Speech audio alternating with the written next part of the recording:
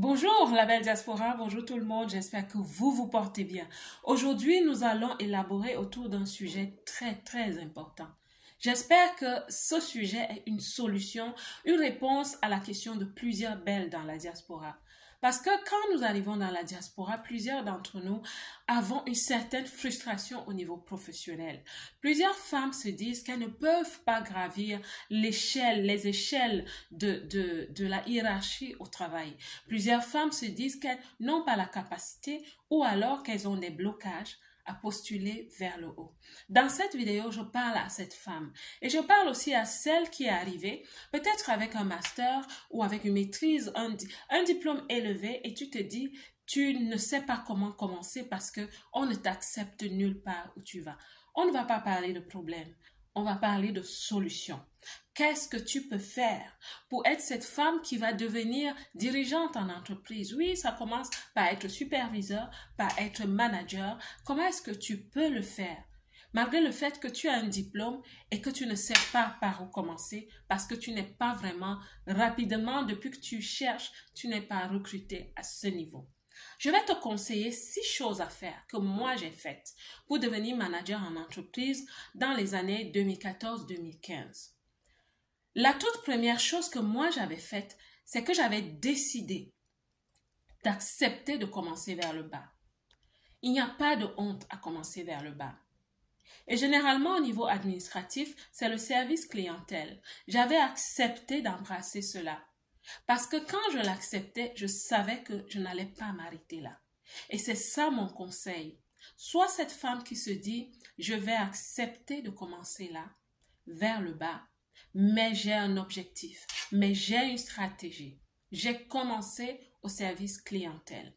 Pourquoi? Parce que j'avais aussi compris qu'au niveau du service clientèle, c'est un peu comme une plaque tournante de l'information. Tu es en contact avec le client, donc tu comprends les besoins du client de l'entreprise, tu apprends à les comprendre parce que chaque client est différent. Chaque client vient avec une autre question. Cela t'aide aussi à piocher dans l'information de l'entreprise dans tous les départements parce qu'il te faut une réponse. Tu apprends énormément à ce niveau. C'est un poste très stratégique pour celles qui souhaitent s'élever dans l'entreprise. La deuxième chose que je vais te conseiller, c'est que quand tu commences là, sois excellente. Travaille vraiment pour comprendre ton travail et le faire bien. Fais-le de façon stratégique, sois excellente. Présente bien ton travail, comprends bien le travail, fais-le bien. Parce que l'excellence va t'aider à marquer les esprits. L'excellence va t'aider à développer une confiance en toi parce que plus tu connais, tu vas avoir l'estime de toi et la confiance en toi-même. L'excellence va t'aider à créer une certaine crédibilité. Et quand tu commences à créer cette crédibilité, ne t'en fais pas, les gens te voient. Les gens t'apprécient. Pas seulement ton manager, pas seulement tes collègues, mais les gens commencent à en parler. Sois vraiment focus à ce niveau. La troisième chose que je vais te conseiller de faire pendant que tu te bats à vraiment être excellente, commence à connaître l'entreprise. Parce que quand tu veux postuler dans un nouvel environnement, parfois tu ne connais pas vraiment tous les rouages de l'environnement. Commence à comprendre l'entreprise. Ça veut dire quoi? Moi, ce que je faisais, c'est que j'allais dans l'intranet de l'entreprise. Tu sais, l'entreprise est aussi sur Internet, mais dans l'entreprise, il y a une connexion Internet, une plateforme Internet juste pour l'entreprise. Et là-bas, il y a des informations de plusieurs niveaux. Peut-être pas l'information confidentielle de l'entreprise, mais il y a de bonnes informations de tous les départements. Tu peux ouvrir les onglets, lire des choses, parce que cela va t'aider à commencer à t'orienter, à avoir une idée fixe de vers quel département tu souhaites postuler un jour. Ça va t'aider à comprendre l'entreprise, tu vois. Donc, je te conseille vivement de le faire. Tu développes l'excellence et à un moment donné, tu commences à ouvrir les yeux. Oui, commence à ouvrir les yeux et à te dire, ce département me plaît. Voici ce que j'ai appris, mais j'ai l'impression que ce département peut m'offrir un peu plus. Il y a plus d'opportunités dans tel ou tel département. Soit une femme de recherche, soit une femme qui documente l'information. C'est ça la stratégie d'une femme de carrière. La quatrième chose que je vais te conseiller de faire, c'est de créer des connexions. Créer la visibilité en créant des connexions. Créer la visibilité, quand tu as déjà commencé à développer la crédibilité, va énormément t'aider. Et comment est-ce que tu vas créer la visibilité, ma belle? Sois présente. S'il y a des événements qui sont pertinents pour toi, va à ces événements en entreprise. S'il y a des clubs en entreprise, deviens membre dans ces clubs, mais les clubs pertinents pour toi. Moi, j'ai toujours aimé appartenir au club de communication ou les clubs de leadership en entreprise. Là-bas, tu rencontres d'autres collègues. Tu discutes avec d'autres personnes. Tu vas même rencontrer là-bas des leaders, des dirigeants d'entreprise. Et cela va beaucoup t'aider. Sois visible, ma belle. Rends-toi visible. Et une autre chose que plusieurs personnes font en entreprise, c'est que quand tu travailles avec des collègues, il y a toujours ce collègue qui dit, bon, je vais rendre compte au patron, ne vous en faites pas. Je vais rendre compte au patron, ne vous en faites pas. Cette personne, elle est très futée et elle est stratégique. Moi, ce que j'avais compris, c'est que oui, je vais te laisser parfois rendre compte au patron, mais moi aussi, je vais rendre compte au patron quand on a travaillé ensemble. Parce que le patron va découvrir que tu es intelligente, que tu es futée, que tu sais communiquer, que tu sais parler des rapports, que tu sais poser des questions, que tu sais apporter des idées. Ma belle, rends-toi visible. Ça fait partie de la stratégie. Tu deviens crédible, tu deviens visible. Oui, tu commences vraiment à marquer les esprits quand tu le fais. Là, tu te prépares. Sois aussi une personne qui va commencer à poser des actes stratégiques et je dirais même prophétiques. Parce que peut-être tu ne sais pas encore exactement où tu vas postuler. Ce que moi je faisais, c'est que je prenais contact avec les ressources humaines.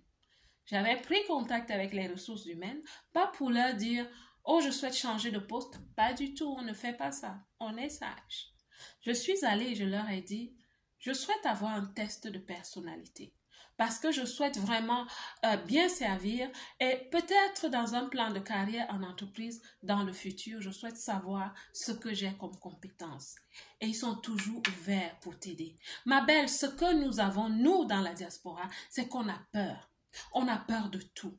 On vit de l'information de seconde main. Le collègue a dit, on m'a dit au quartier, mes compatriotes m'ont dit, non, va à la source, ma belle. N'aie pas peur, va rencontrer ce chargé en ressources humaines, va le rencontrer, parle-lui, pose-lui des questions sur ton orientation. Et moi, j'avais eu mon test de personnalité. Il a été vraiment pertinent et aussi il a été révélateur de ce que je voulais vraiment et dans quelle direction je pouvais aller. Et l'astuce, c'est que là, eux, ils vont te dire. Et ils me disaient, tu sais, avec ces compétences intrinsèques, personnelles, innées que tu as, tu peux t'orienter comme ça, tu peux aller dans ce sens. Et j'avais fait des études commerciales et ils m'ont dit, regarde plus dans ce sens. Dans le futur, regarde plus dans ce sens. Pour moi, ça n'a pas attendu très longtemps. Parce qu'après 9 mois, je vous le dis déjà, après 9 mois au service clientèle, j'avais trouvé ma porte de sortie et c'est comme ça que j'étais devenue manager pour la première fois. La sixième chose, ma belle, que je vais te conseiller, je ne sais pas si c'est la sixième ou la cinquième, la sixième chose que je vais te conseiller, ma belle, c'est postule. À un moment donné, postule. N'aie pas peur. Je sais que souvent, on se dit, que dira mon manager?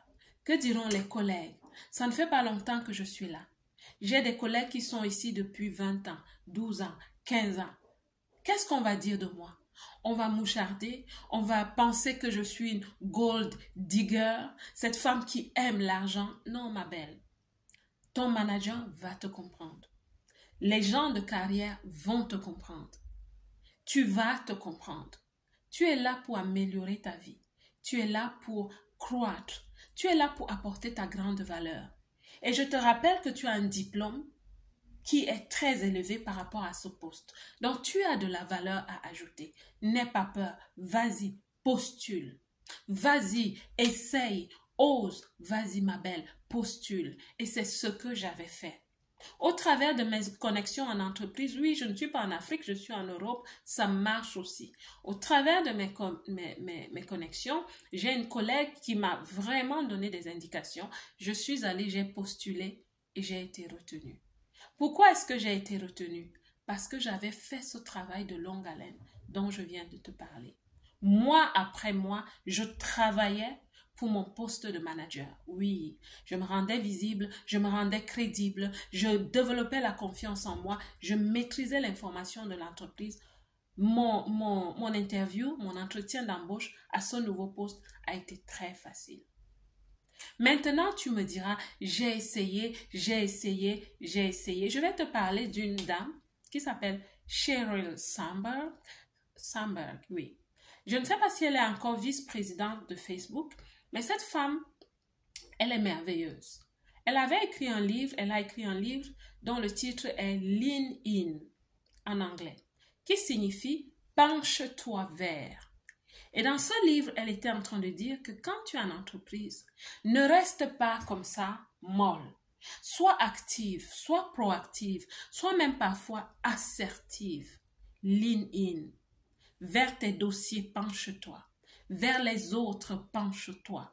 Sois une personne agréable, sois une personne aimable, sois une personne interactive, mais sois aussi une femme qui travaille, sois aussi une bosseuse qui apporte des solutions et qui apporte des résultats. Lean in. Et à un moment donné, ma belle, si ça ne marche pas, elle a dit, s'il n'y a pas une chaise pour toi autour de la table, crée ta chaise. En d'autres termes, commence à parler de certains projets. Commence à dire que voici, on peut faire ceci, on peut faire cela. Tu peux créer ta chaise en entreprise. Et si au final, ça ne marche pas vraiment, ma belle, crée ta chaise. Deviens entrepreneur. Mais avant de sortir de là pour devenir entrepreneur, rassure-toi que tu as vraiment travaillé sur toi, que tu as vraiment appris. Deviens entreprenante en entreprise avant de devenir entrepreneur. J'espère que cette vidéo va aider quelqu'un.